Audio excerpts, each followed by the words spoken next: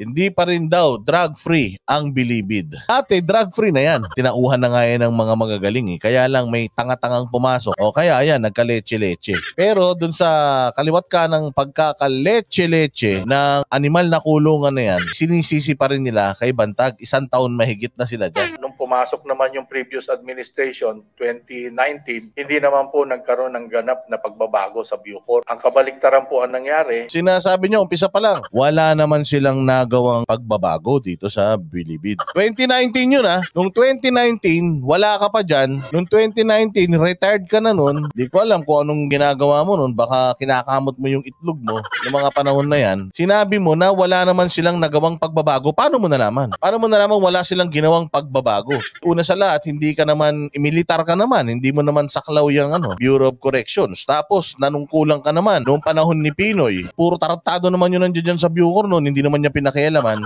O 2019, alam niya na walang pagbabago dyan sa Bilibid. Pero kapag ka tinanong mo siya ngayon mismo ngayon na siya'y nanunungkulan. Totoo ba yung ganito? Hindi ko alam. Totoo ba yung ganyan? Hindi ko alam. Totoo ba yung ganon? Hindi ko alam. Lahat ng tanungin sa kanya na kabulastugan sa loob ng Bilibid, siya na yung happy Wala siyang alam. Kung di ba naman tanga yan.